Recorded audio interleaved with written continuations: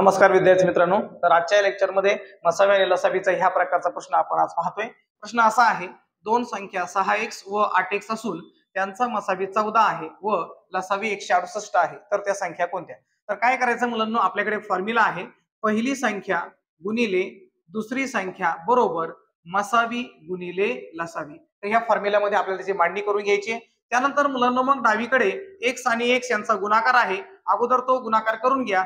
x गुणिले x म्हणजे काय होतो, x चा वर्ग होतो, बरोबर 14 गुणिले 168 मसावी आणि लसावीचा गुणाकार जशीच्या तसा ठेवायचा आहे। आणि डावीकडे ज्या दोन संख्या गुणिले आहेत मुलांनो, त्या उजव्या साईडला गेल्यावर काय करायच्यात, भागिले करायच्यात। म्हणजे 6 गुणिले 8 ह्या ज्या डावीकडे गुणिले मध्ये होत्या तिकडे गेल्यावर भागिले झालेले आहेत। मग काय करायचंय, खालच्या संख्येने वरच्याला भाग जात असेल तर देऊन घ्या।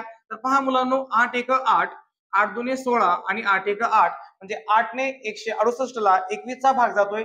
त्याच्यानंतर 6 च्या पाड्यामध्ये 14 आणि 21 डायरेक्ट नाहीयेत, मग आपण काय करायचं, पहा 6 ला 3 ने भाग जाईल आणि 21 ला सुद्धा 3 ने भाग जाईल, म्हणून 3 दुने 6 आणि 3 सत 21। त्यानंतर बे एक बे, बे सती 14 म्हणजे x चा वर्ग बरोबर 7 गुणिले 7 ह्या दोन संख्या शिल्लक आहेत, त्यांचा गुणाकार करून घ्या, सती सती 49। आणि मग मुलांना माहिती आहे, डाव्या बाजूला x चा वर्गाची किंमत जर 49 असेल तर याचा अर्थ फक्त एकटा x जर तुम्हाला विचारलेला आहे, म्हणून x ची किंमत किती आहे, 7 आहे, कारण 7 चा वर्ग किती असतो, 49 असतो। तर मुलांनो ही झाली x काढण्याची पद्धत।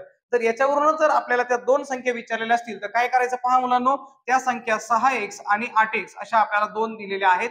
तर मग 6 गुणिले x, x म्हणजे 7 म्हणजे 6 7 42 ही तुम्हाला पहिली संख्या मिळेल, आणि दुसरी आहे 8x म्हणजे 8 गुणिले x, x ची किंमत आपल्याकडे 7 आलेली आहे, म्हणून 8 साठी 56। अशा प्रकारे त्या दोन संख्या सुद्धा आपण काय करू शकतो, शोधू शकतो।